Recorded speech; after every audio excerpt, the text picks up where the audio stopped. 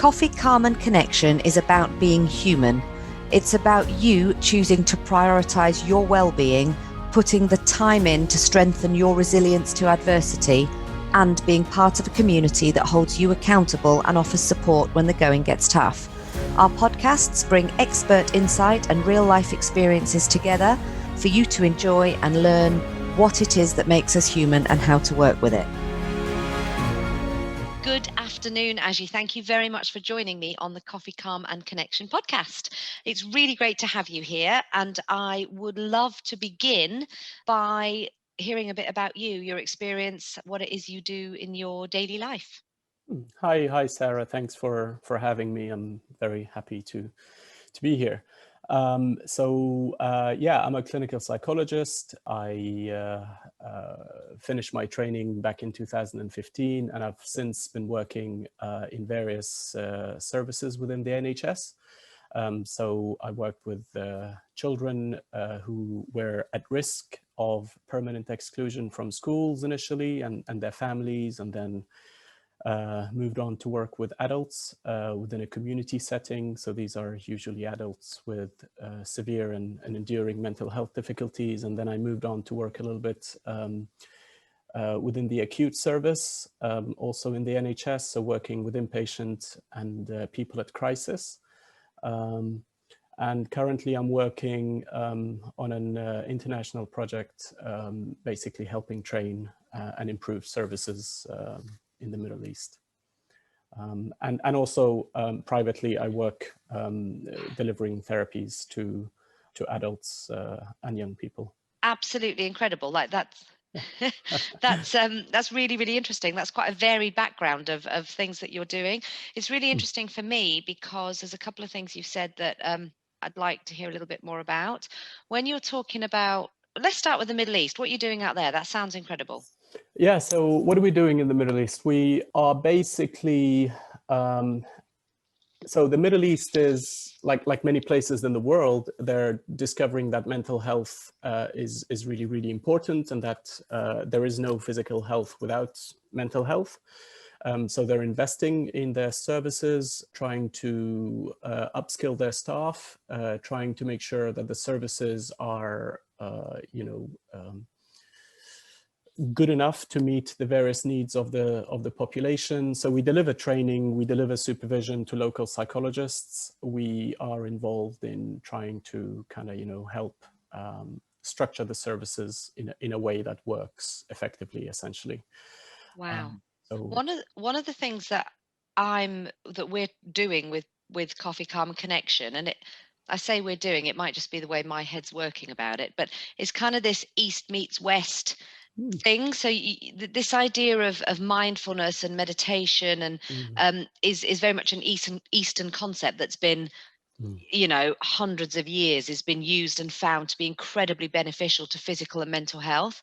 So I'm interested that you're working in the Middle East to sort of the West are now going to the East to go, right, now we're going to upskill on the psychology. Tell me your thoughts on that. Have I got the whole thing mixed up? No, I think you're right about the mindfulness kind of traditions, and more recently it is linked to the East, particularly Buddhism and that sort of stuff. But it does exist in virtually every major religious tradition. As soon as you get into the mystical or spiritual part of that religious tradition, be it Judaism, be it Christianity, Islam, Buddhism, you will find that there is a massive emphasis on slowing down and engaging in various practices. In all of these religions, there are practices that simply involve you paying attention to the breath. The breath takes a really important, place in all these religious traditions. And ultimately, the point of these, mindfulness practices, whatever shape they take, whether it is like, for example, just focusing on the breath or praying, in a big community, the ultimate purpose is, psychologically speaking, perhaps to slow down the analytical mind or the chattering mind. The chimp. That's it. The one that has something to say about everything, you know, you know, perhaps sometimes we call it the overly helpful friend. It's always there with you, and it's always a bit, you know, on the overly cautious side, or a little bit overly kind of critical. It's not very understanding most of the time, at least not of your conditions or circumstances. It can give the benefit of the doubt to others, but not always to yourself. So I think these traditions exist in all major religious traditions. Maybe they were popularized or best used or articulated by the Buddhist tradition. And that's where we're getting most of it. But, you know, it exists. It is also inherent to the, you know, Islamic tradition, I believe. It is inherent to the, you know, Christian tradition and all of that. So, and I think the fact that it's there everywhere, it speaks perhaps to the fact that maybe there's something true in it. You know, if all these religious traditions spoke about it in different languages and maybe using slightly different practices, maybe they're onto something. And if we take it out of a religious context and into a science-based context, there's an awful lot of anecdotal and actual research going on now, isn't there, to actually what it does to redevelop neuro pathways and calm the central nervous system and things like that. What's your experience? Well, so yes, I'm also aware of lots of kind of research and you know, papers and now books talking about the you know, the neurological consequences of regular practice of mindfulness and all of that. But I'm always a little bit skeptical about when people try to find, you know, neurological basis or brain studies in order to justify or encourage people to practice some things. I would actually take it much more simply and say, look, why don't you give it a go and see how it affects your life? You know, like, let's just, you know, ignore all the stuff that happens in your brain. Just focus on the actual day-to-day impact on your own life. Let's see if you can just dedicate 10 minutes a day, for example, to slow down and just breathe and do nothing. And every time you get distracted, return your awareness to the breath and do that consistently for 10 minutes every day and see how that affects your day-to-day life. And with that, I'm not negating the fact that there's a lot of research that shows that, in fact, you know, the brain does change in response to these practices, you know. So yeah, it does, according to what I'm aware of. But I think actually let's slow down and just notice the impact on our own lives. I think that's really wise words, because we seem to be in a world now where you've got to have something, you've got to have statistics or rubber stamps or something to justify anything. And Yes. actually, a statistic can be pulled from anything. There's so many factors involved that most of them are kind of Totally. but as soon as somebody's got hold of a statistic, well, this is absolute, you know, there's no argument. Well, there is. So I like that. Let's not get hung up on, you know, the statistics. Let's actually just feel the benefit. And that actually, for me, plays into what I think we miss a lot now, which is just learning to trust ourselves. You don't need Exactly. any external Yeah. justification. We're Yeah. looking inside here. Yes. And that's, Yes. yeah, I like that very much. I read a book which I've spoken about loads, because there was one particular concept that I really loved. Have you ever read or heard of The 7 Highly Effective Habits of Highly Effective People? Stephen Covey. I've said the title wrong. It's very long. Yeah, have you? I've heard of it. I haven't read it, but Well, yes. there's a passage in it that I Uh-huh. love, and it's sort of the precursor to the 7 habits, which then Mhm. make up the next 7 chapters, ironically enough. So the precursor is called the inside out theory, and Mhm. what he's essentially saying is everything you do, there is an internal driver. You can blame it on the external, Mm, and there is external things that might impact you, but you really got to look at the internal drivers. Mm, And what he does is he gives this example where him and his wife had 3 kids, mm, and the youngest one was not very academic, not really good at school, just not, managing life mm, like the other two were. So they did everything that you would expect them to do nowadays. So talking about positive mental attitude, if you just hold the bat a bit differently when you're playing baseball, if you just try a bit harder at school. mm, And what they realized after doing some self analysis was their need for this child to catch up with the others was an internal need because it validated their parenting style. So the mm. fact that you're failing looks bad on me. And that's not something that you would get to unless you really knew yourself and really took that time to think about what your drivers were. So, of course, your drivers are to help this child, but there is an Yes, internal selfish driver, which is you validate me. So, buck up, buddy. Um, exactly. and the Yes. minute they went, oh, we've got to find another way to validate our parenting ability, Hmm. and backed off this child, he absolutely flourished. And that's because everything they were doing were actually reinforcing this idea that you're really not that great. And that for me was so interesting because there are so many things so my middle daughter is autistic, Oh, okay. and she's amazing. She's essentially everything that's right with the world. But how much of my parenting style has been changed and adapted slightly because you're autistic, you need extra help here? No, Yes. no, she doesn't. She's incredible on her own, and she needs to know that. Mm, So I mean, it's so hard, but looking at the inside out, I think, is really important and quite yeah. exciting Yeah. when you get it. No, absolutely, absolutely. And in fact, all what you're saying about children reminds me of, I don't know if you've heard of Khalil Gibran, Lebanese mystical sort of, poet. If you ever like, full of absolute wisdom, he has a little, gem of a poetry book called The Prophet, and it's divided into small topics ranging from everything between birth and death, right? Including things like marriage and travel, all of that sort of stuff. And what you just said reminded me of a little poem he has titled "On Children." Can I just read a little bit of it, just so, Please because do. yeah. So I'm not going to read all of it. It's just a little section of it. So he's talking about your children. He says, "Your children are not your children. They are the sons and daughters of life, longing for itself. They come through you, but not from you. And though they are with you, yet they belong not to you. You may give them your love, but not your thoughts, for they have their own thoughts.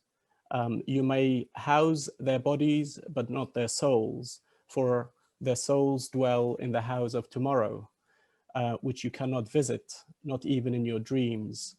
Um, and it goes on and on. But I suppose the point is here is that that is one of the traps that I think many of us fall into. We bring children into the world, and then we want to live all the things that we haven't to live, kind of, we want to basically live through our children, which is unfair, and then we impose our own dreams and our own ambitions on these children, and then we get angry when they don't fulfill them. And it's done very subconsciously. Mm, So unless you are really, really looking at yourself and your interaction and looking at something that happened and then really taking some time to think, why did I behave that? And it's not because you didn't put your shoes on when I asked you. Why did I behave that way?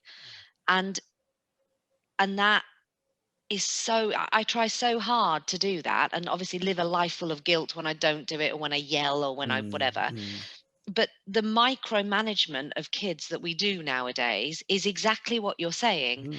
And I went to a kids trampoline park yesterday with my 5-year-old because he finished one school and he starts a new school in January. So I took him for a little treat Nice. with some friends, and it was lovely.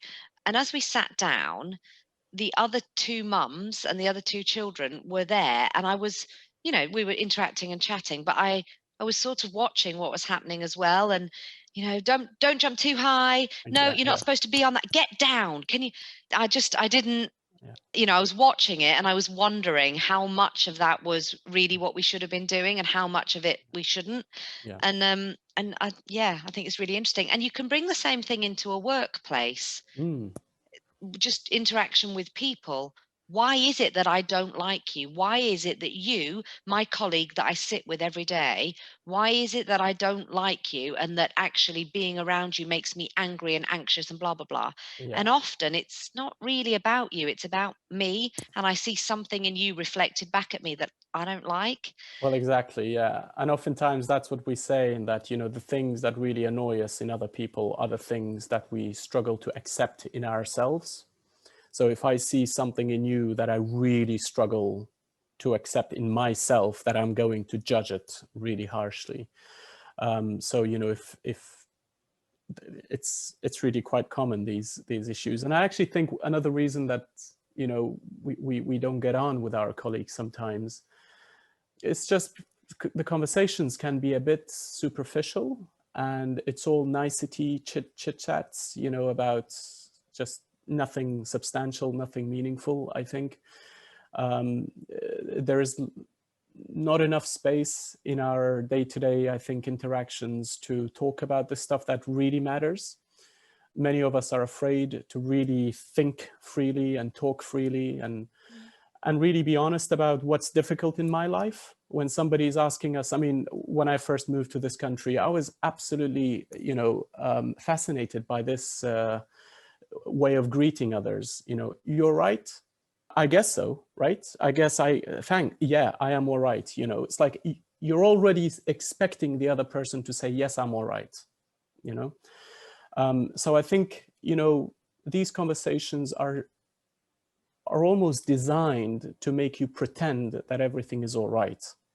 And we're all wearing this mask all the time, that, you know, we're all polished and we're all, you know, smiley all the time. And we take pictures that is always, you know, full of happiness and smile or in a wonderful place. And so everybody, I think, goes on assuming that happiness means to smile and have no pain, you know, and have no problems. So when somebody asks you in the office, how are things and all of that, you just kind of say, oh yeah, it's all good, great, all of that. No room to talk about the real stuff. No room to talk about the fact that last night maybe you couldn't sleep because you're worried about whether or not you'll have your job tomorrow or the next month, whether or not you'll be able to pay your mortgage in the next month, or whether you're going to have to apply for an extension. Like, these are all real problems that real people have everywhere.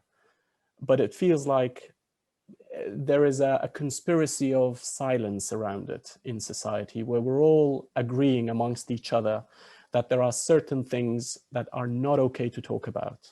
You know, we don't want to show the fact that, yes, I do have some vulnerabilities. You know, I have major problems in my life, but so do you and everybody else here, you know? Yeah. And that's what makes us human. That, do you know, two things have happened to me recently, which absolutely highlights that, but the reverse of it.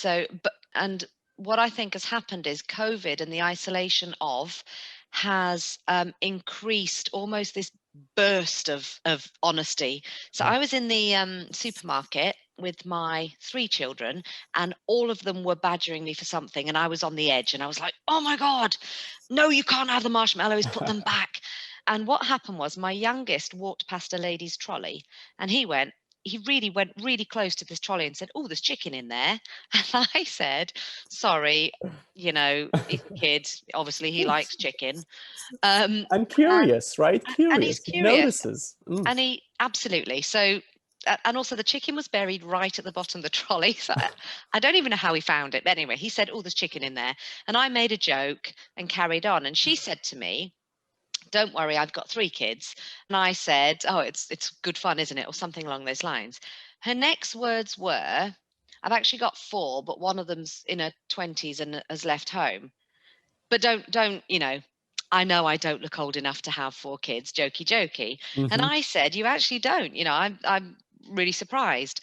You know, how do you do it? What cream do you use? And she went on to tell me, you know, this was a 3-minute conversation in a supermarket aisle because my son looked at her Right. the chicken in her trolley, Mm-hmm. that her husband had left her. She'd raised 3 Wow. kids on her own. She had a debilitating disease and was constantly in pain. She couldn't wear a face mask because she was exempt because of another issue. And it all just poured out of her. Wow. And, we had a quick chat. I said Mm, to her, well, you look fabulous. I mm, wish my skin was not as wrinkled as mm. was as, as clear. And we just had like a Yeah. jokey conversation, but it literally burst out of her. And I went away, and my kids were like saying, Mummy, what was that about? And Mm, it just made me think about how necessary it is to just be authentic totally. in whatever vulnerable form that is. Totally. Yeah. And it's so interesting that actually the catalyst to that, by the sounds of it, meaningful conversation you had was a child's innocence, right? A child not thinking so much about, I wonder what they will say if I were to make that comment, right? It's just like you make it and see what happens. He observed the chicken, and then suddenly that led to a meaningful conversation between mom and this random other person. Mm. And actually the thing that might be interesting to reflect on is, wonder how meaningful that conversation was for the lady who told you about all her difficulties. Mm. Imagine to just be able to have three-minute conversation to a completely random person who just listens. Yeah. That's completely how Coffee Calm Connection started. Was in a webinar that I was running, and we did a small group, and I got speaking to a lady, and we were slap bang in the middle of proper lockdown, and she was living on her own, and we happened to be talking, and again she really just out of nowhere, this is the first interaction I've had, and I have so needed it. And I've got Exactly. MS, and I can't, my back's sore, and Mm, my mm, employee, and everybody's doing more than mm. me. I'm Yeah, seeing on Zoom and emails, all my fellow colleagues are so productive, and they seem to be nailing this whole exactly. thing, and Exactly. everybody's going, oh, taking travel out, and I've got so much more time, and she's going, oh my god, I can't make my brain work. And it was Yes. again really enlightening. And when lockdown first happened, there was a thing that went across social media, and I can't remember the exact words, but it was something like, if you can't use this time to learn a new language, you Mm, never lacked time, you lacked dedication. And I yes. started lockdown going, oh, I should definitely learn a new language and Exactly. homeschool 3 children and run 3 Yes. businesses, and Yes. actually I'm failing at all of it, so I'm Mm, just a bad person. And mm. that's how I Exactly. started. Exactly. There's no real genuine understanding of people and Yeah. emotions and how that Mm. plays into the world. Absolutely. And this is and you mentioned social media, and these are the messages that we're constantly getting, that to be quote unquote normal, is this way and this way only. And if you're not it, then there is something wrong with you, and you need to sort yourself out. So if you're not, achieving all these things, then it's perhaps your fault. Maybe you're being lazy or whatever. Mm. Or if you're not smiling, then it means there's something wrong with you. So go and get yourself a pill to make sure that you're happy enough waking up in the morning, irrespective of all the difficulties that you're facing in life, let alone in a pandemic.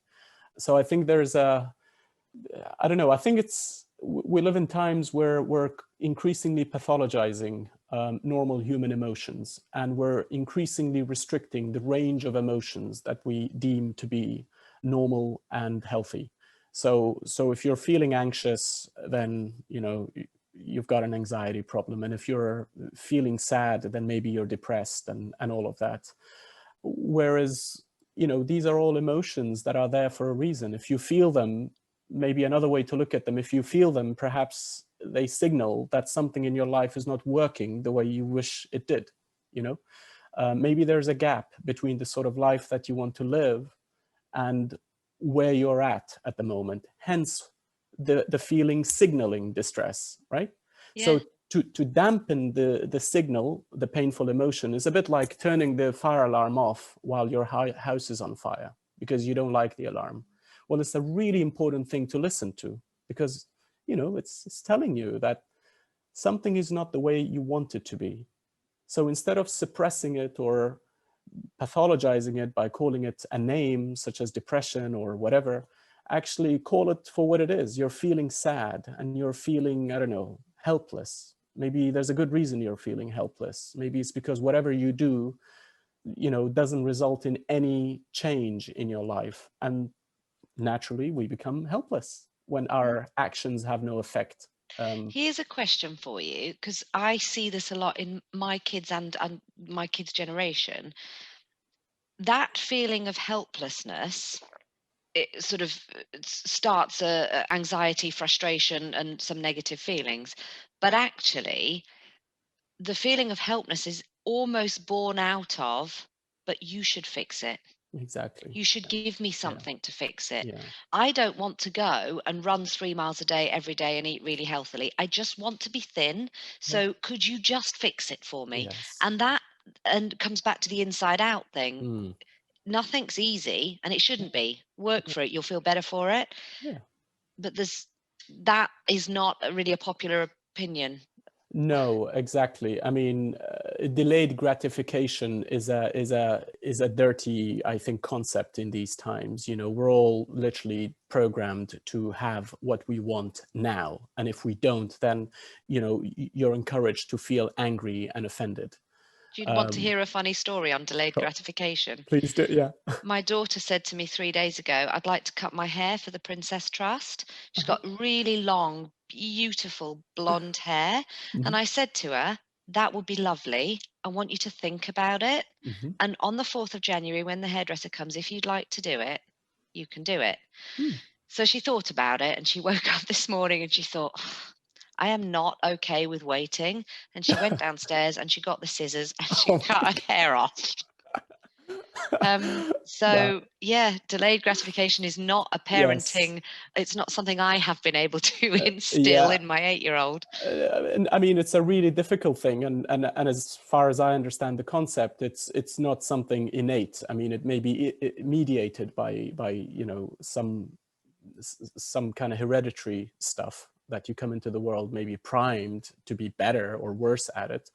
But it's certainly a developmental process. It's like, we develop it from our experience of being parented, but also the way society works. Just think about it. If credit was not as easily available, we would all be much better at not buying things we do not need. Right? And it's interesting, even the way we use language, we oftentimes go, oh yeah, no, I need to go shopping because I need a new dress. It's like, I don't think you need it. I think you want it, but you don't need it. But when you tell yourself you need it, you justify buying it and maybe even taking out a loan to buy it. And of course, not to mention all the advertisement and everything else that tells us we need it, that tells us we will be happy, for example, to buy the latest iPhone or whatever, So How do we change it? How do we, because these things that we're talking about are fundamental to our anxiety levels, depression levels, stress levels. They're fundamental. How do we change it? Because society is not with us on it. No, not at all. My biggest advice is slow down. And I think that's so hard to do, to just slow down before you decide that you need to go to the shops and buy, I don't know, whatever item. Just slow down. Maybe do what you asked your daughter to do, actually, can you wait for a week before you go and buy it? And just slow down and think about it. You're not saying no, you're not saying yes, but just slow down. Before you do it now, pause, wait for another few days, and then maybe you want to buy it or not till And then. how do you transfer that into a workplace environment, particularly if you're, for example, a sales executive and you've got targets and you've got external pressures telling you if you don't do this, you're not good enough, you're going to lose your job. How do you? Yeah, I mean, that's a really difficult environment to work in. And so going back to the mindfulness literature, mindfulness is a tool. You can use it to whatever end. You can use it to become more kind and compassionate, but you can also use it to become really good at, for example, selling, or really good at meeting your targets or whatever. And the the thing that works in mindfulness, apparently, well, one of the things that work is doing one thing at a time, and doing that with your full attention and concentration being on that one thing. So every time your mind is taking you to, the threat, for example, if I don't get the sale done, I might lose my commission or I might lose my job. Well, actually bring back your mind to the task at hand. That is a real possibility. But ask yourself, what can I do about that now, except to pay all my attention and effort onto completing what I'm doing now to the best of my ability? So I think, bearing in mind the mindfulness principles about doing one thing at a time, doing it skillfully, doing it non-judgmentally, and acknowledging that the human mind is designed to be distracted. It is designed to constantly pull you into the future or the past, especially if there's a threat in the future. So be kind to yourself when you notice that, oh God, I'm really finding it difficult to concentrate because I've had a difficult conversation with my boss, or there is a really difficult deadline or target coming up.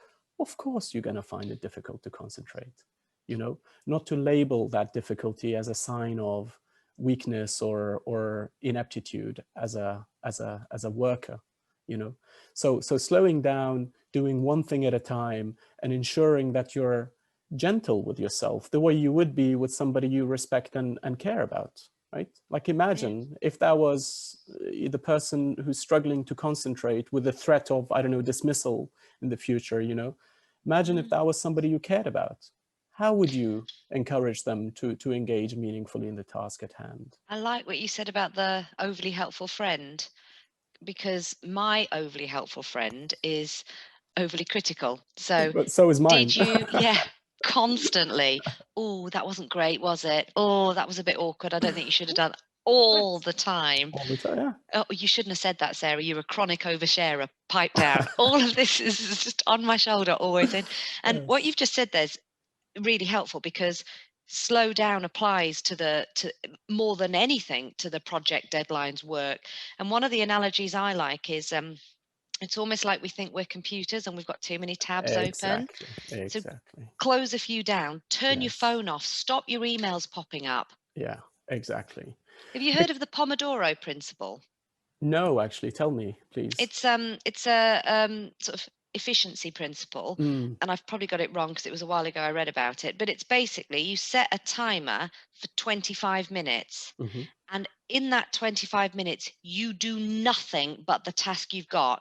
And when the timer goes off, you've got 5 minutes to go and be distracted and do what you want, and Ah, then back to 25 minutes, and you yeah, do yeah. that for a 2-hour block. Oh, and it interesting. Yeah. and it's, for project deadlines, and I Yes. actually use it, and I'm always encouraging my husband, who's an amazing procrastinator, to just get it done.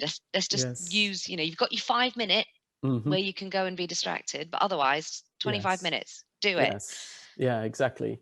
Interesting principle, but I do want to go back to the analogy you used with the computer. I think you said something about us being like a computer type of thing, and that analogy is used widely in society and in various disciplines, including in mental health area, and it's a dangerous one, I think.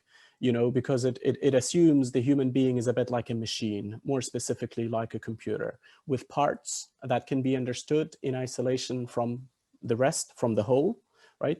And, when the human being, the computer, gets broke, so anxious or depressed, it is because certain parts in them is not working as they should. So when you investigate that, you kind of discover, oh yeah, they're having too many negative thoughts. So we need to replace their negative thoughts with positive thoughts, and then they will be fine. It's a bit like a virus, right? The computer's got a virus and it's doing all the bad stuff. You take out the virus, you replace it, with a good thing, and it all returns to normal. Well, maybe human beings are not like computers. I mean, we certainly aren't if you just look, right? And maybe we aren't designed, or we haven't evolved to sit for 8 hours in front of a computer working on a spreadsheet nonstop, right? So when you feel that you cannot do that, it's not because you're incompetent. It's just because we weren't made to do that sort of thing for that long. So be kind, with yourself. Take it easy. in a sense, remember that you're not a machine, even if society expects you to be like a machine, I So I love think, that.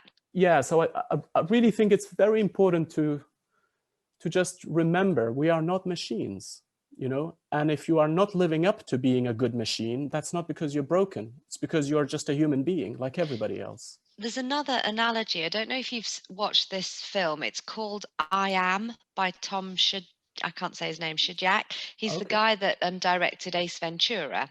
Mm, It's only an hour long. It's a documentary, and I would highly recommend you watch it because it's so interesting. mm, And he basically goes on the pursuit of happiness and what is happiness and how do we yes, as humans um, sort of cultivate happiness. And one of the things he says is, if I'm a very skilled mechanic and I take a car apart, I can put it back together and it will run. If I'm a very skilled vet, I cannot chop a dog up and then sew it back together and make it live, because that essence of life and humanity is something that we don't understand yet.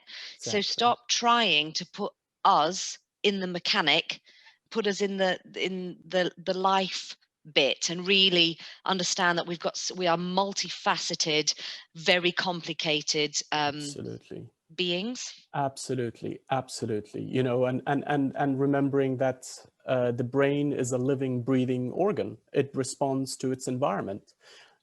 Feelings, instead of being, judged as good or bad, see them as signals. Signals that literally, what's it called? Reflect what's happening in your life. If it's very difficult to control your thoughts and feelings on demand. They respond to things that happen in your environment. One way to view them is a bit like the weather. They're constantly changing, perhaps, like if you win the lottery, of course you're going to feel excited, right? So that's not, again, you cannot stop yourself from feeling excited or happy or whatever. And equally, if you lose someone, you will feel sad and bereft. That's not because you're broken or you're depressed. If you are about to lose your job, of course you're going to struggle to sleep. If you're having the threat of, not being able to pay your rent or mortgage, you will struggle to sleep at night. That is because anyone would feel like that in that situation, because we're human beings. We're not like a machine. You can just turn off that feeling and turn it back on when you want it. So I think the main final thing I would say is to also think about what is within your control to influence, and maybe redirect your attention and effort to focus on those things. And usually the things that are within our control to influence is our behaviors. Our hands, what we do with them, our legs, what we do with them, and our mouth, what we say with them. The rest, the thoughts and feelings, they're very hard to control compared to our behaviors. Yeah. you know And actually, if you put any kind of process in, which is what we're trying to do with Coffee, Calm and Connection, a process that gets people thinking about this regularly, mm, so that they can try to think about some behaviors which will have an impact. So over time, it might impact how you feel and how you think, and whether you're glass half empty or glass half full, or mm. I love the saying, people that say, "Are you glass half empty or glass half full?" miss the point. The glass is refillable. I love that. Exactly, I think it's exactly, brilliant. that's really good. Do you know what? We haven't even touched on some of the trauma stuff, what you do, the ACT therapy, I think you said, or Act, yes, ACT. I'd love to hear more about yes, that. And I know yes, you've got lots of very important things to go on and do with, but I would really love to do another one of these chats for a later podcast episode, if you would like to, because I've really enjoyed it. no, absolutely, it'd be my pleasure. At any time, just give me enough notice, and yeah.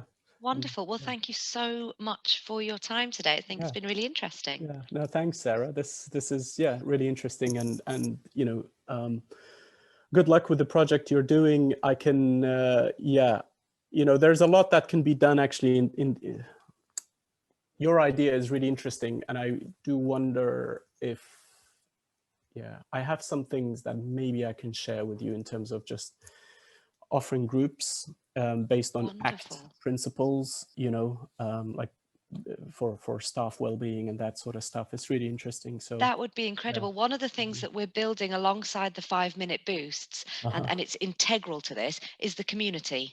So Yes. we've got an online community which is going to be only honest, transparent, be Excellent. vulnerable, be scared, be Exactly. everything Be in human, here. right? Be Yeah, human. be human. Yeah. Be That might yourself and honest. Yeah. that might be my tagline. Be human. Absolutely. Yeah. It's like, yeah. Yeah, I love it. It's fun to be human, no? It is. It is. Take some of this. My husband's got the best saying: "We're all just monkeys in suits." So let's stop totally pretending agree. that we're anything other than that and just enjoy life. Totally.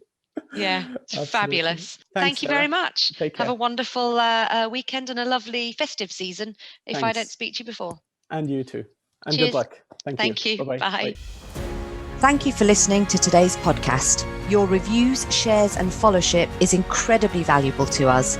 If you'd like to know more about our work through Coffee, Calm and Connection and how we can support you, please email us at hello@coffeecalmconnection.org or follow us on social media. Thank you.